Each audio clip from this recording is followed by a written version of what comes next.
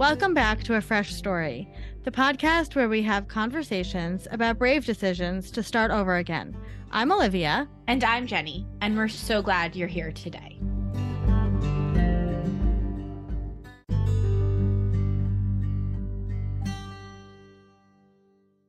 Hello, sister. Oh, hello there. How are you?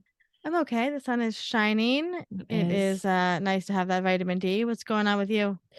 I was just reading, before we jumped on this call, and then I'm excited. We're going to eat lunch after this, and I think I'm going to take my book and quietly read for a while. Have a little drop everything and read time? Yeah, I'm reading the book for our book club because I think I've had book clubs in the past, and I almost never read the book. Even though I was the host. Well, I did do a good book club once where I insisted we all read Jessica Simpson's memoir. I did read that. And I am reading this one because honestly, I needed something to read. I was in a place where I couldn't have a book. What are you reading? Have my phone. It was a place where I couldn't have my phone, so I had a book. I am reading Writers and Lovers by Lily King. That is the book for our book club, which is coming up March 23rd. 8 p.m. Eastern time for anybody that is already signed up. We will see you there. And if you're not signed up yet, the link will be in the show notes for this episode. And it's a perfect book for what I'm like emotionally dealing with right now, because it is it's a romance. There's romance, there's talk about writing, there's talk about parents, but it's not too so far. I'm almost done. It hasn't like cut me deep yet in a way that I can't like recover from emotionally. Which is something that Emily, who picked the book, is very good at picking books. I think she's like a book wizard. I was gonna say she's like a book wizard. She's like a book like apothecariist. Yes, that's the term, right? Yes. Emily Helck is the founder of the Lost Bookshop, which if you could invent a fresh starts bookshop, that would be as close to what we would do. The Lost Bookshop is opening in New Delhi, New York this summer, and it's also available online. I've known Emily for 20 years, which is insane. We met at Drew University, and Emily, I was thinking about this episode with her. One of the reasons we wanted to share this episode is because Emily is going to be leading and hosting the book club, which we're so excited about. We have a lot of people signed up. A lot of people are loving this book. But Emily has had quite a series of fresh starts. And, one of the questions that came up in this episode was really has been ringing in my head, which is how do I even exist, right? When things go the way that you did not expect them to, when there's trauma and moments, how do I even exist? And it came back to books for her. And this was such a beautiful episode about hope. Emily is just her soul is so beautiful, and she just persevered. And we cover a lot of topics. So I would say get a cup of tea, grab, a journal, and sit and listen to this episode. And you'll be blown away with what she's been through and how she's come out the other side and how she's learning and bringing people along on her journey. And it's just beautiful. Please remember to rate, review, and subscribe to A Fresh Story so we can keep telling fresh start stories, and enjoy the episode with Emily.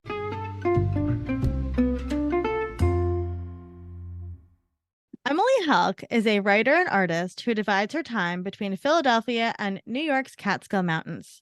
She holds a bachelor's degree from Drew University, my alma mater as well, a master's degree from Fordham University, and is a graduate of Rutgers University, Camden's creative writing MFA program. Her writing has been published by ABC News, Bustle, and other outlets. In addition to writing, she's proud of professional accomplishments in the young adult cancer advocacy and in the arts, having worked for iconic artist William Wagman. There you go. Wagman. I should have checked that before, but that's okay. For nearly 20 years. Emily is currently in the process of opening her own bookstore, the Lost Bookshop, which we're so excited about. We are. And I'm going to share a little story about Emily. So Emily, and I don't know if she knows this, but Emily changed my life. So I went to Drew University. I'm a few years younger than Emily.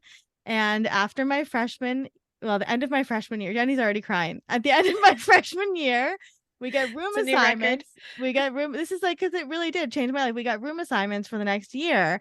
And I had quite literally the worst room assignment for the freshman class going, that was becoming the sophomore class. Yeah. Yeah, it was going to be the up and coming sophomore class. And I didn't know what to do because all my friends were not going to like room with me or whatever. It's my two guy friends at the time were like, hey, there's this thing called theme houses. And if you apply, you can go and you can get a room in this theme house. Emily was the house advisor for Asia Trios. So I remember, and I had no idea what I was doing. And there was like an open call for people to come interview. And you were the one that was interviewing people, and you were like, you know, whatever, asking questions. And I basically like pleaded my case, and I was like, I gotta get in here. You accepted me in, and accepting me into Asia Treehouse changed the entire course of my life. I became HA my senior year, and it was from there that I realized I wanted to teach, which I ended up doing. And I would not have probably stayed at Drew if it wasn't for my time at Asia Treehouse. And I still am so close to so many of those people. But also you and a lot of the other girls that we lived with became like older sisters to me, and it was a really special environment. So this is really meaningful to me to have you on the podcast and chat with you. Oh, I love hearing that. It was really special. Well, you should know that you were an obvious in from your first. Oh, well, thank you, Emily. I was very nervous. There was no discussion. We were so excited to have you, and you were such a great member, and then you were an amazing HA. I loved it there. I really did. Actually, fun fact, I wasn't really the HA. I wasn't picked to be the HA. Somebody else was picked to be the HA because I didn't want to do it because my boyfriend lived in Syracuse. He went to Syracuse. So I traveled a lot and to see him. And then so I wasn't HA. And then the first weekend of school started my senior year, the HA got way too inebriated and fell down a flight of stairs. And I did not know this. yeah, and everybody was like, oh my God, what do we do? And because I guess because I'm me, everybody always called me mom anyway back then. They were like, Mom, you just step in. And I was like, okay, I'll do it. And so I became HA by default, but thank God I did.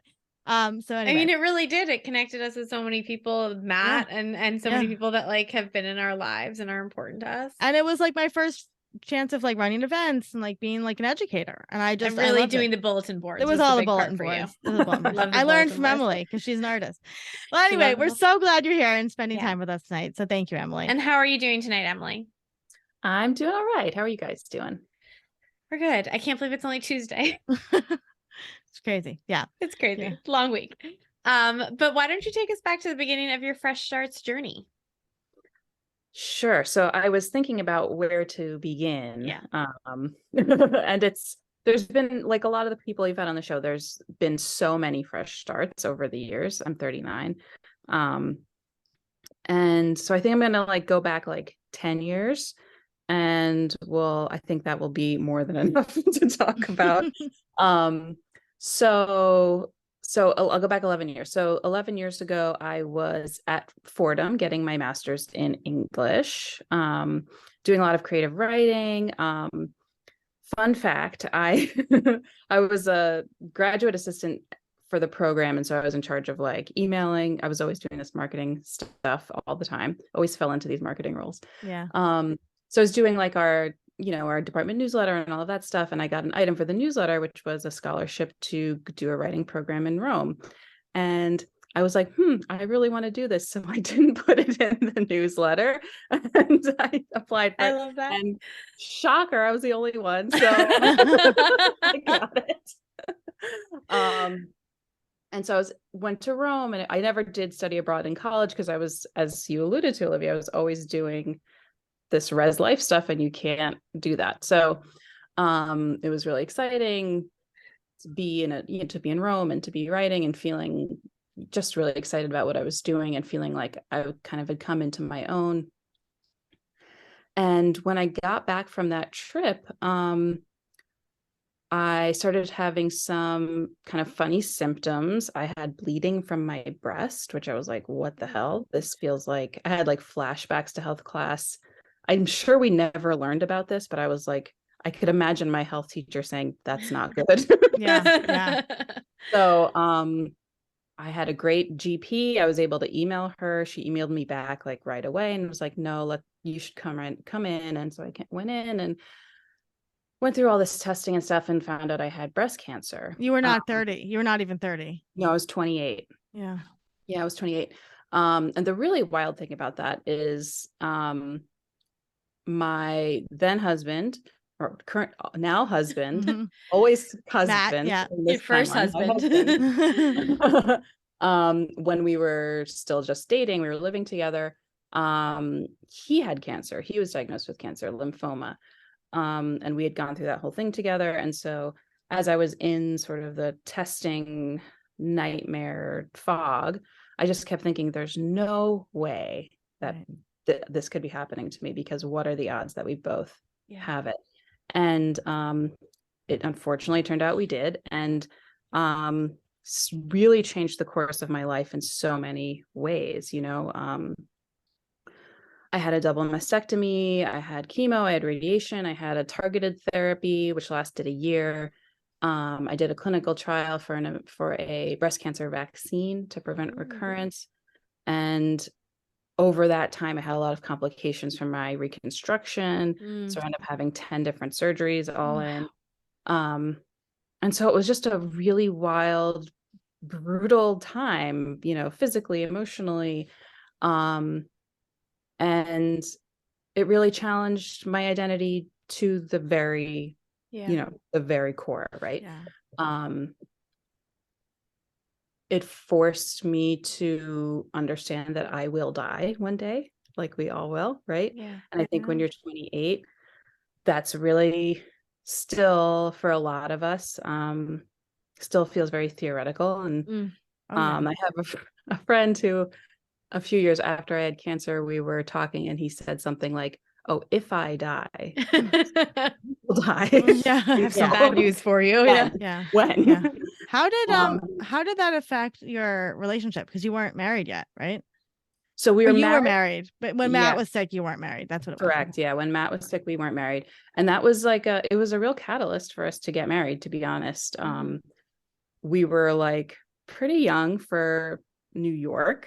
Yeah. We're like normal age for most of the country, but young for people in New York, to get married. But I just kept, I was his caregiver. And it just felt like,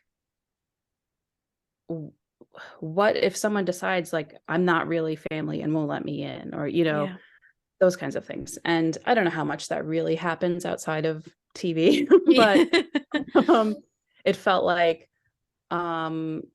suddenly it felt very important to have official ties, because it felt like it could be snatched away. Yeah. And so we got married.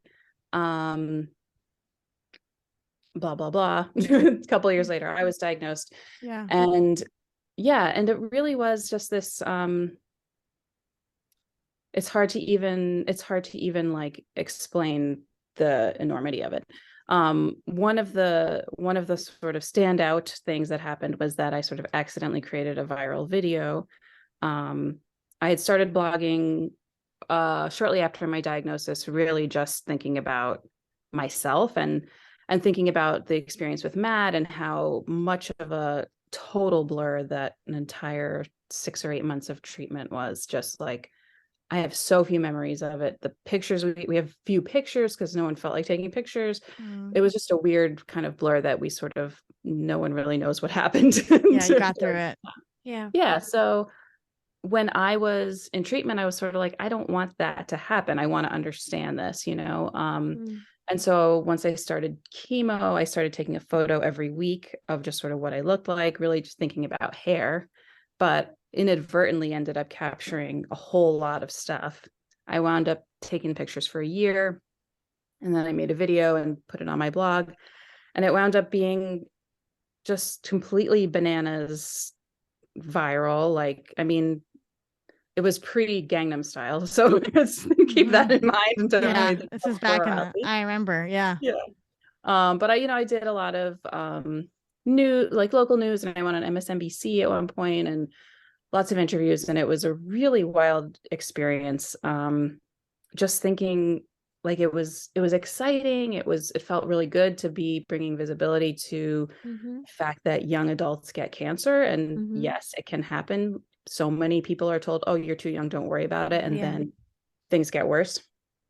So that felt really good. There are also things about it that felt bad. That felt, I felt this really intense pressure from the many, not all, but many of the people who were conducting interviews to say, to provide a happy ending, to say, Mm. like, and now I'm great, I'm better than ever, Yeah. fuck cancer, blah, blah, blah. And yes, Yeah. fuck cancer. But there wasn't room in what I felt was sort of being presented to me to say, like, actually I have PTSD and Yeah. Yeah. I am terrified all the time. I don't feel stronger. I feel much weaker. I don't know what to do with my life now. Yeah. All of these Yeah. kinds of big questions that didn't feel like they were quote unquote allowed to be part of the narrative. Especially when we think about breast cancer, which is so, like, I think it's gotten a lot better, Yeah. It's very Mhm. but raw, right? It's like, yeah. Pink and walks and it's Yes. Yes. Lots of pink and tutus and glitter. And like, if that does it for you, I'm so glad. That's Yeah. great. Like, Yeah. sometimes it can feel really good. But other times it can feel not so good. Yeah. So I think it's important that there's room for all kinds of stories within the cancer narrative, and we don't just kind of flock to the ones that make us feel good. Well, and cancer is not something that like you wrap up and they're like, well, you're done. Like, goodbye. We'll never see you again. Right. Like you were constantly having these checks and making sure that like you're still clear. And so there's not this neat little bow and it's hard to pretend. Exactly right. It's a lifelong thing. Right. For the rest of my life, every time my toe hurts, there is that little flash of, okay, like this could be something, Right. So part of the cancer experience was sort of thinking about, okay, what do I want to do next? I started getting a taste of advocacy with the video, with my blog. I was doing some volunteering, leading support groups, things like that. And I felt like, okay, I want to make this like part of my professional life. So I left my job at the William Wegman studio it turned out briefly, and went to work for a research funding org that was kind of dipping its toe into patient support and education. I did that for 2 years ish. I wound up going back to Wegmans to William Wegman, not Wegmans, the supermarket, to William Wegman to do their social media. Yeah. As a freelancer. But yeah, I did the advocacy for a while. I had a lot of successes at that organization. I started their patient conference. Lots of great stuff, but I also like burnt out really hard. Yeah. Anyone who's worked in nonprofits probably this probably rings a bell, like the constant overwork and the constant you're doing something that has meaning behind it, that feels really important, so that makes it even harder to stop and say, I need to rest. Yeah.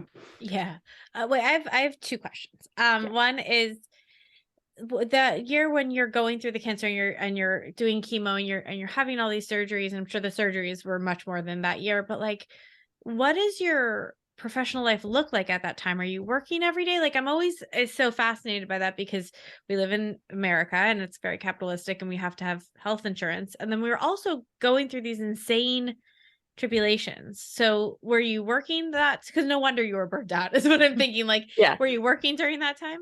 Yeah. So, I mean, the actual like really active treatment was, so I had surgery in August. I started chemo in September, finished chemo in September, did radiation for a month. And then so that was like the very intense time, like August to January. And my employers were wonderful. They said, like, we want you here if it helps you, but if it doesn't help you, like, do whatever you want and we'll pay you. But I had some, I don't know, I was like, I'm going to save that for when I really need it. And because now's not the time. Because now's not the time. I don't know. It was, I don't know. Protestant guilt. So I pretty much worked reduced hours, but I didn't take that much time off. There's videos of me working at like fashion photo shoots, and I'm like, what was I doing? I have like no hair. I have like these surgical drains that I'm like trying to cover up with this like bulky clothing. I was like, what was I doing? Yeah. But it was important to me, I guess, and whatever. It worked. Move forward. That So girl. then my second question was going from this diagnosis to then advocacy, and that becomes your whole identity in a way. Did that feel really like, did you get burnt out on that too? Of like, I warned Olivia when she was like a young mom of getting too involved in the mom blogger world and becoming a mom writer and a mom this and a baby, because I think even in that identity, which is mostly a positive experience, you get burnt out. And I'm wondering what that was like for you. I was wondering that too. Yeah, that's a really astute point. It's absolutely, like does become this all-encompassing thing. You also become this sort of, you become a brand related to a disease, which is really hard and weird. And then there's the aspect of like there was a part of it that was separate from my professional work that, was my social life was pretty much all cancer people at that point, aside from a few friends who stuck it out. Right. And so, that's all happening. I'm trying to be supportive for friends. It gets to the point where I'm losing friends to this disease. And then I'm at work, later at a different org. I got the news that a friend had died at work. And I was like, I don't know what to do. Do I leave? Do I go home? Do I keep doing this work because this work is important? It was really, really hard. And I think that losing people, whether they're my friends or other advocates that I had come to, really admire and respect, was probably the thing that made it the hardest. There are many other things that made it hard, but that was, I would say, that combined with the total lack of support for that professionally. Right. I mean, I would imagine you just don't have a second to not think about cancer. Right. Like ever. And on the one hand, like when you're a year, 2 years from, or when I was a year or 2 years from diagnosis, I was thinking about cancer all the time, no matter what. May as well professionalize. I was like, I might as well help somebody with this, brain. Yeah. What was, so now, now you're married to Matt and the tables are flipped. So what was it like from the other side? We have a lot of people who listen to the podcast who are caregivers for their partners. And that's something we talk about in the book we're writing. And we have some close friends that are going through that. What was that like then to go from the caregiver role to the one being cared for? It's really hard. Especially if you're someone who takes care of other people, it's very hard to and you're an oldest sister. Yes. So things would happen like I would want cereal and I would just not even really occur to me to say, hey, could you get me a bowl of cereal? And I would be at the cabinet with my arms, like I wasn't supposed to lift my arms and trying to get it. Like, what are you doing? Please let me get you the cereal.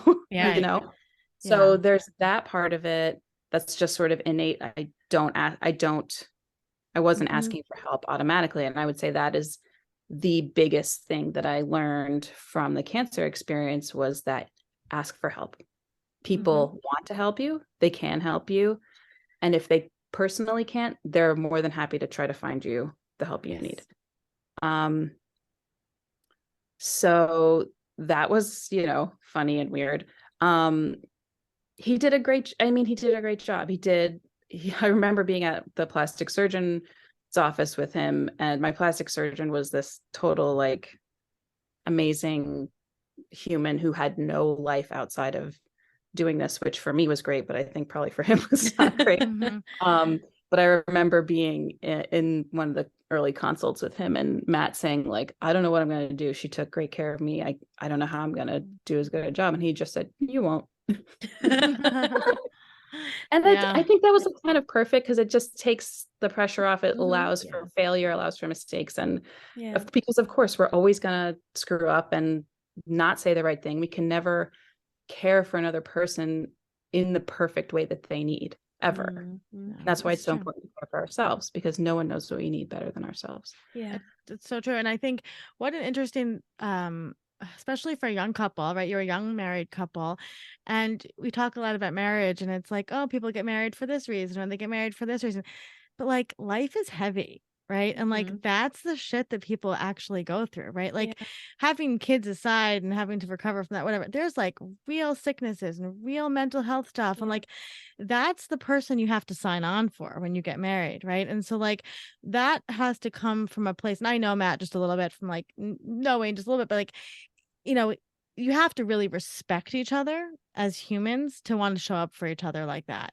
And like, you know, I think when we talk about marriage, it's like that's marriage, right? Like that, those moments. And what a beautiful story you guys have woven, you know, about kind of this very wild situation that you have, that you both, you know, have these experiences. But you know, it is so, it's beautiful from like a storytelling perspective that you helped each other through this, and you were each other's person.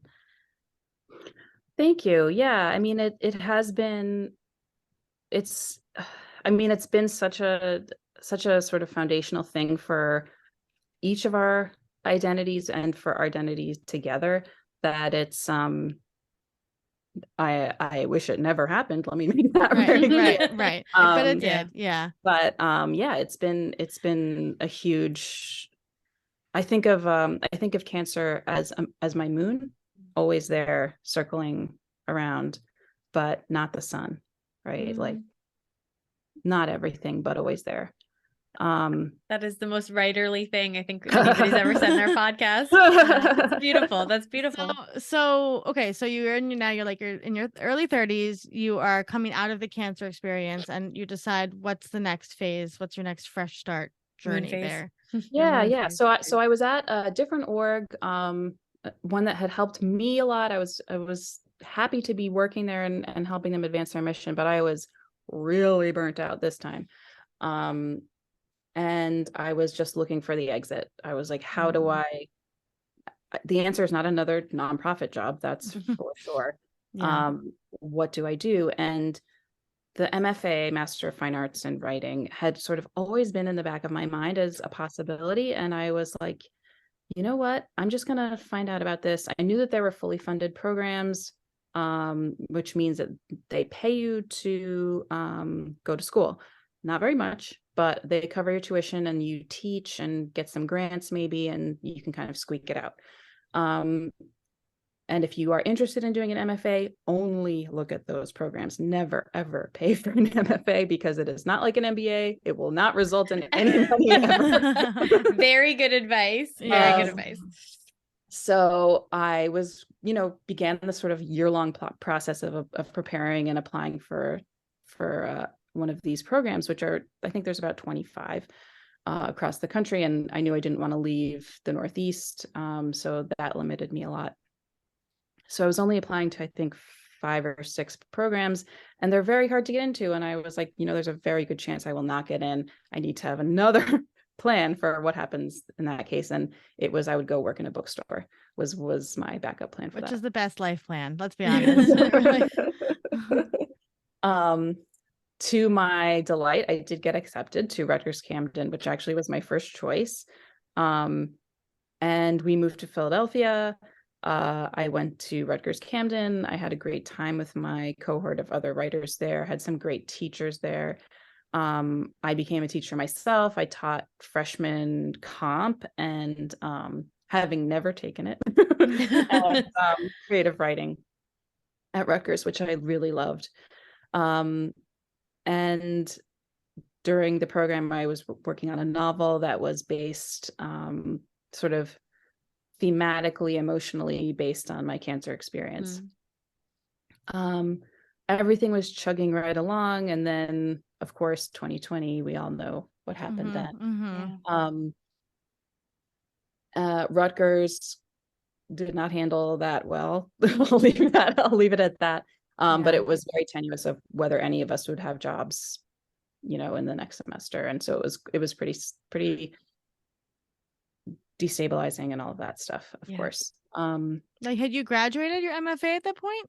So I was supposed to graduate spring of 2020. We were like, hey, let's not do this. And they gave us an extra semester of just like thesis writing to finish up, which was nice of them.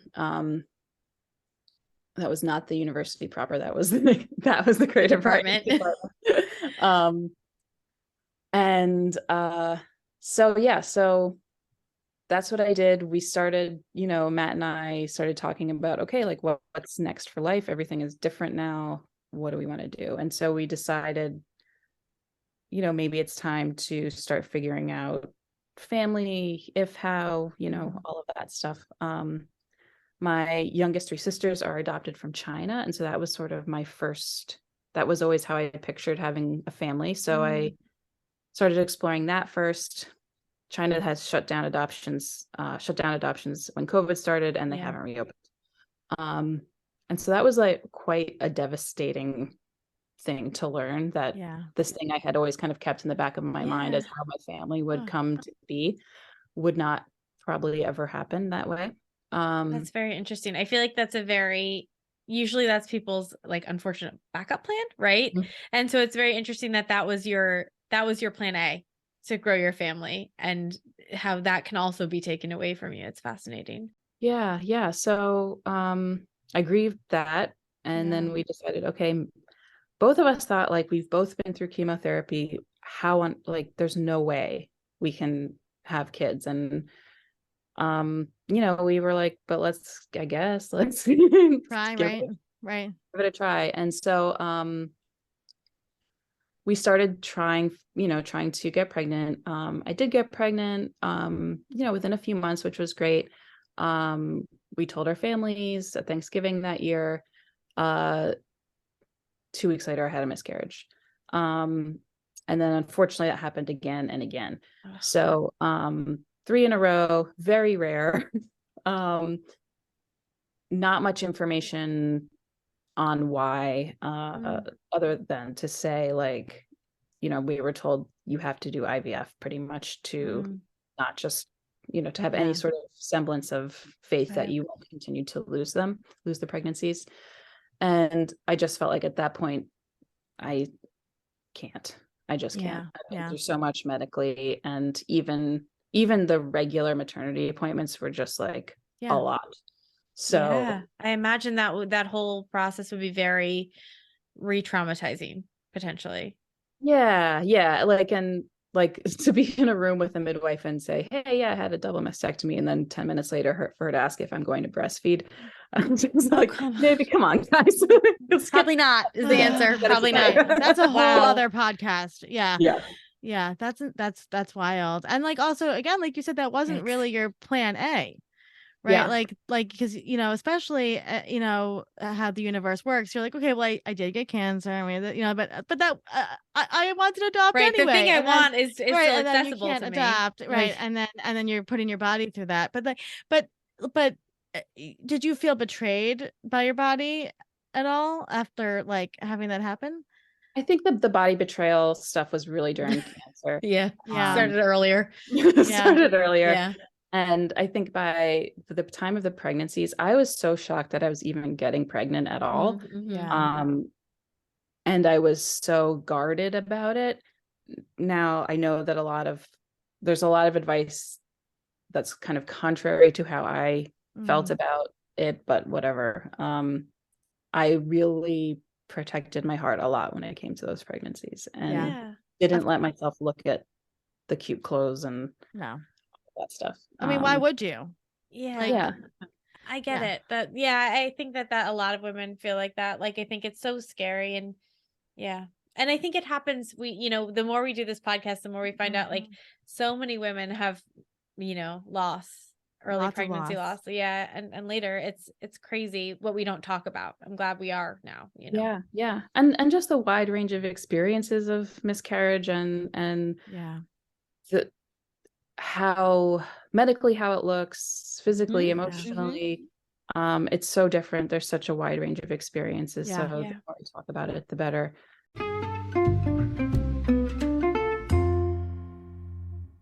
Did you write? Were you writing during all of this? Yeah, I actually I remember at the beginning of the pandemic, I read this article from a historian that was begging people, normal people, to keep journals Oh, because they said this is the only way we'll know what this really was like.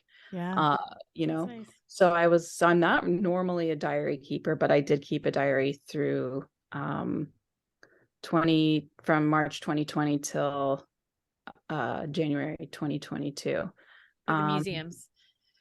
Yes, to give to to give to the Library of I Congress love that. my I love brilliant that. thoughts.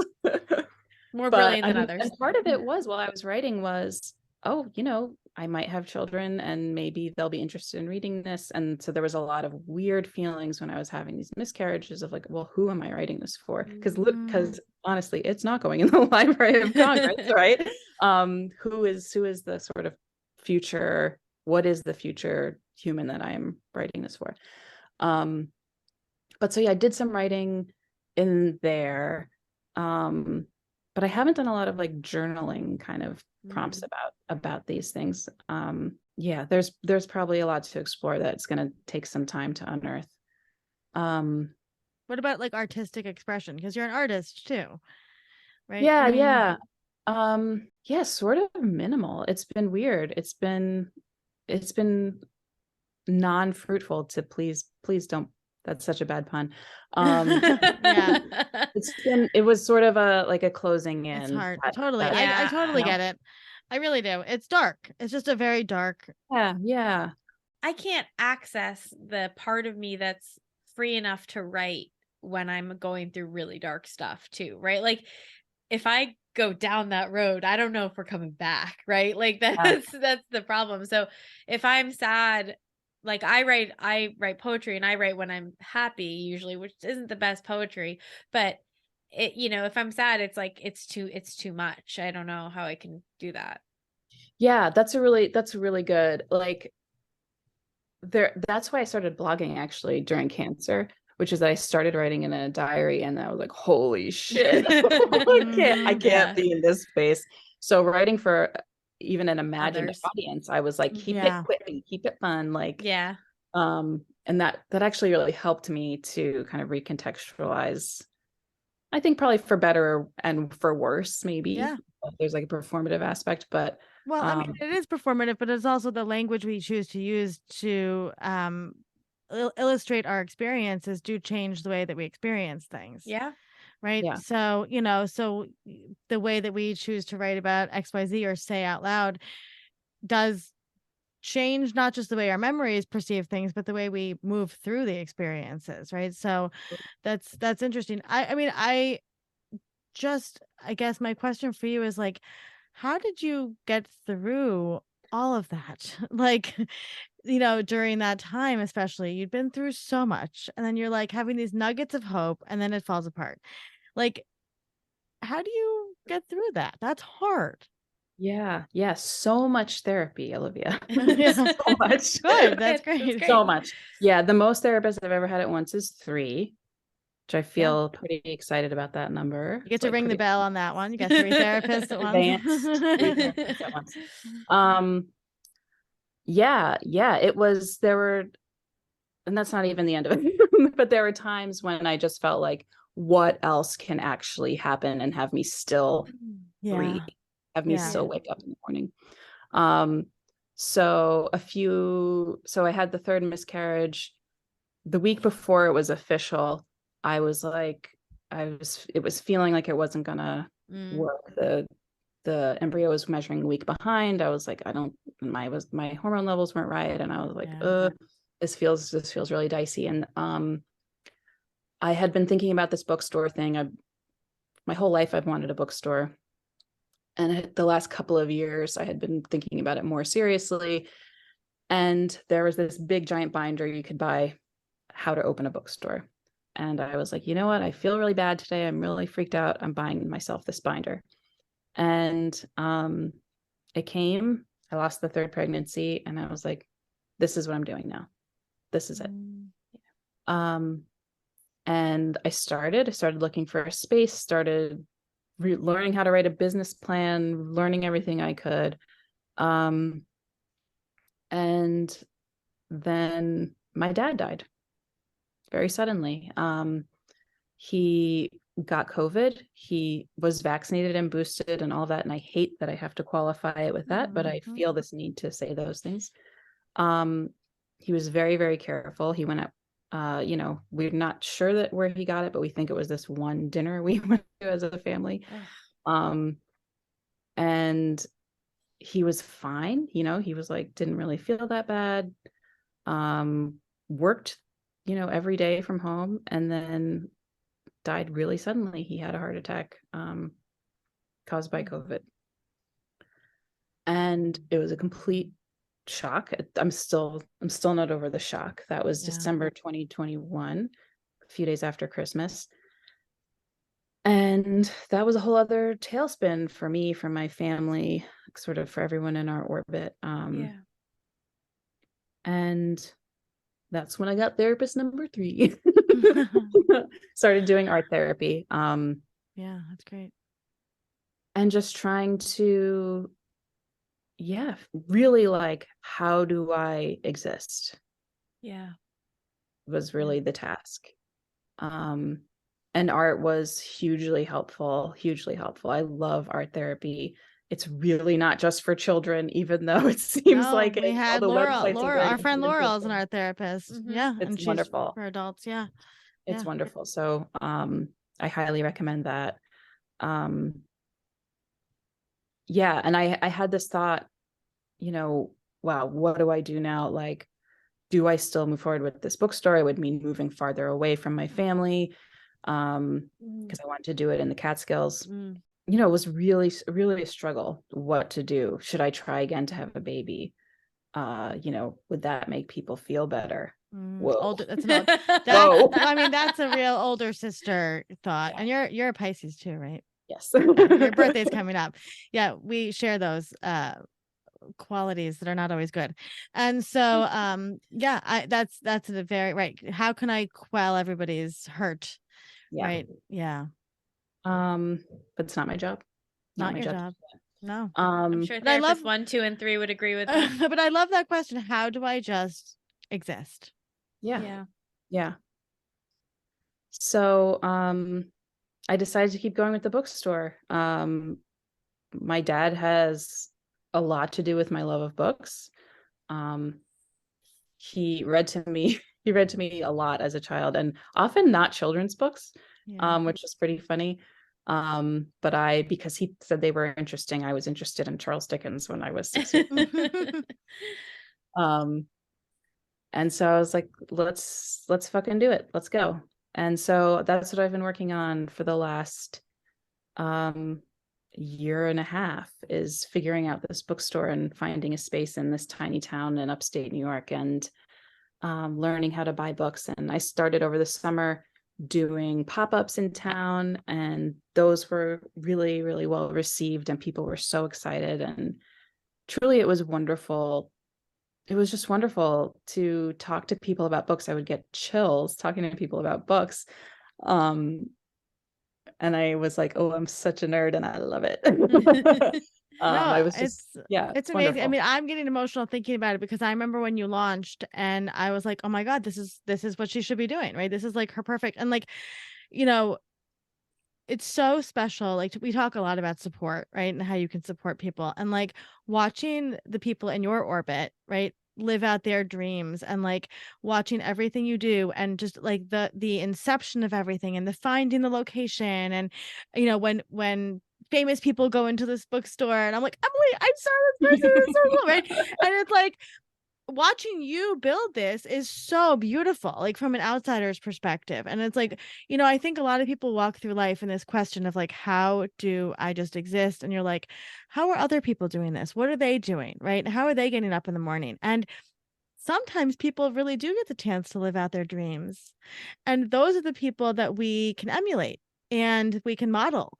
And if Emily can do it and live out her dream And through have all of it, right? If right Emily through can all of scratch it. her way and claw her way Right. to her dream, despite Right. everything that she's gone through, like, that's just an amazing, you shouldn't have to be the model for that, right? But like, But like, we're glad that you're there, that right, you've and built you this thing for provide yourself. this toolbox of other people that now can go, oh well, I have a dream, right? And so if Emily can survive, cancer and through all that, you stayed true to this vision that you had many years ago of what you wanted to do. So Yeah, what has it been like seeing this like come to life? really. I mean, amazing, amazing. I'm picking paint colors right now, and it's like it feels very real, feels very, very real. Um, really what I've been it's so interesting what you were saying about like being a model for other people or things like that. And thank you for saying that. It's very kind. I think a really big another really big lesson or sort of idea that was bouncing around my head a lot during cancer was you get a lot of like the assumption that you're thinking when you have cancer, why me? That was not something I ever thought, probably because of my experience with Matt. I knew that young adults could get cancer. So I often, my question was, why not me? Why shouldn't it happen to me? Yeah. Right. And I had an answer for it because it happened to him, but then that got squashed. So there's really no reason it shouldn't there's no reason I should be spared from this. Yeah. And at some point over the years, I realized that goes both ways. Yes. Right. Yeah. Why should I be the one to do this wonderful thing? Like, do I deserve this? It's like, well, yeah, why not me? Yeah. Why shouldn't I do this? Yeah. And what you said about other people seeing you do something that feels out of the box or that feels risky, or how many people have I told this to that said, whoa, that's the dream? Like, yeah, that's important too, not just to be the sort of cancer, like you can survive poster girl, right? That sort of subscribes to some not always very helpful narrative, but also to try to live the life I want. And look, this may not work. It's an independent bookstore in the year of our Lord 2023. This really might not work, but I have to try. And I'm so excited and I love every minute that I'm doing it. So what else is this very short life for but that? Or it could be more popular and successful than your wildest dreams. Yes, it could be. And there's a better chance of that. And that's often what we fear is the success. Yeah. And I mean, and you are still young, there's a lot of life to live and, a lot of, different journeys that you could still be going down. Yeah. And, you are clearly so passionate about what you're doing. And, we are doing our book club with Fresh Starts and with the Lost Bookshop. And can you tell us a little bit, because I love, first of all, I'm obsessed with the name, the Lost Bookshop. Where did that come from? Yeah. So for many years, I've been thinking about the idea of like books to sort of help you through life, books as medicine. And I was doing all this like book doctor. No, that's terrible. All these kinds of different names. And I had a student when we were at our first semester back in person. So everyone was so awkward and funny. Yeah. We were all struggling. I was explaining an assignment and he raised his hand and he just said, I'm lost. And it was so sweet.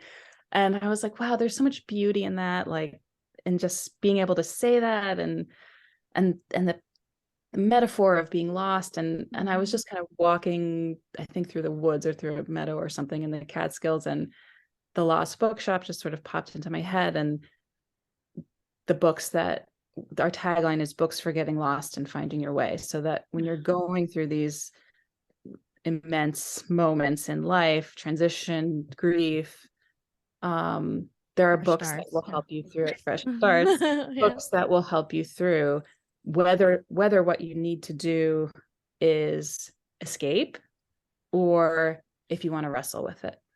And Right. those books are different, like look different for every person, but we can share with each other what those are. So one of the most important things about the store is that it's going to be heavily populated with personal recommendations.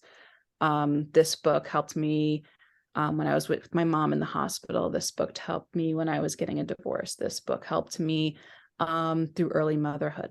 Yeah. So yeah, those books are out there. I've been saved by books so many times in my life, and to put those books into people's hands is it's everything. It's your gift. It's your gift back. Yeah. To Yeah. books. It's community care, right? And Mhm. like we always say, community care is self-care.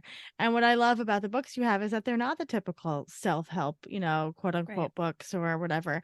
I was thinking about when I was thinking about the podcast tonight and you today, I was thinking, gosh, what an amazing concept. Like, and it's funny that you said book doctor, because I was thinking like a prescription for books, right? Mhm. And how, you are going to become this like sorceress, right? Who like prescribes books for people, Mhm. in your amazing bookshop in the Yeah. Catskills. And, the idea of people coming to you and saying, I'm going through this journey. What should I read? And not the typical just like New York Times bestseller, whatever. And I think we don't give enough credit to books for, like you said, saving people's lives and, helping their mental health and all of these things. So, and major kudos to you for taking this big, giant, brave decision and starting something that is really, like you said, in 2023, Yeah. closing. It's bold and it's beautiful. And we just saw our local bookstore close down 2 years ago. And it was the biggest independent bookseller on Long Island. And one of the women who worked there went off and found a new bookstore. And we're so grateful because it's the heart and soul. It was the heart and soul of our town. And bookstores are our community care, and they're beautiful spaces. And it's a bold move, but it's an important move, and we're glad that people are still making that bold move. Yeah. So, Emily, you've been through a lot of things. If somebody is going through, we're gonna just say a generic brave decision. What would be just some wise words that you could give to them from everything you've gone through? Yeah, I think the most important thing to remember is that you can ask for help, and that it's actually brave to ask for help because it means you haven't given up. I love that. Perfect. And then the hardest question we always ask everybody, what was the last thing that you ate and truly loved? I thought I was ready, but the way you just said See? the way you intoned Have you ever truly. remembered anything you've ever eaten before? Because I don't. I had so it was my birthday last week, and I had Right, happy birthday. a quartet of cake slices that we've been having each night. And there was a lemon cake that was particularly wonderful. So I'll go with that. I love that. Citrus And cakes. citrus is so good. Mhm. How can we, this is evergreen because it's a podcast. So we're going to be hosting our book club at the end of March. Mhm. And we're going to be doing more book clubs because really there's no better partnership for fresh starts than the Lost Bookshop. The branding is perfect. Color-wise, we are yes, on color-wise. point. I know. I was like, this is amazing. Thank Emily you. taught me a lot of what I know about branding. So how can people support you? And they're listening to this podcast and they're like, I love this. I love bookstores. What can they do to support the Lost Bookshop? Yeah, thanks. So they can follow us on Instagram. We're at Lost Bookshop NY. You can shop our in-stock stuff online at thelostbookshop.com or at our bookshop.org storefront, which is bookshop.org/shop/Lost Bookshop. If you're not familiar with bookshop.org, it is fantastic. It's the indie bookstore response to Amazon. They have everything. You can choose to support an individual bookstore or just to support indies in general. I really, really recommend it. If you're trying to break an Amazon habit, bookstore is a great place to start, and Bookshop makes it really, really easy to do. Yeah. And if you are local to the Catskills or vacationing in the Catskills, we are opening our brick and mortar store, fingers crossed, Memorial Day weekend. Woohoo! Right. Well, we're gonna have to come do our book tour over there. It's true. When Yeah. I would love that. 100%. And we're gonna link everything in the show notes and on the blog post, and obviously across social media. And if somebody is looking for a book recommendation, can they DM you and reach out? Please, I love it. I love giving people like rapid fire book recs. I love it. I love that. Well, you're gonna have to already start thinking about the next book club, because we got a lot of people signed up for this one, and everybody's loving the book. I mean, I've had so many friends text me that they're like out on date night by themselves reading we're reading Writers and Lovers by Lily King. Yes. And it's been great. So we're super excited. Well, Emily, we're very proud of you. And we're very excited for you. Oh, thank you. And I really feel so many exciting things for you guys. And, I think this is like exactly where you're supposed to be. And I'm just so excited to watch everything that happens. I mean, you are living the dream. Like, I mean, I think every millennial girl right now that's listening is like, I want to open a bookstore. Maybe you'll have to teach a class on how to open a bookstore someday. The big binder. You're a big binder. Emily's big binder of bookstores.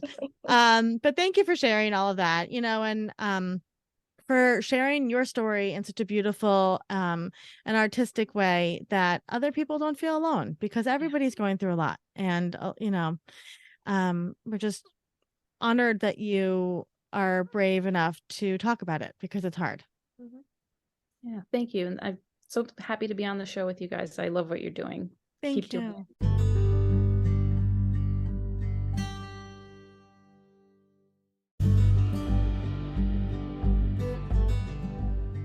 Thank you for listening to today's story. We're always here, and we're proud of you.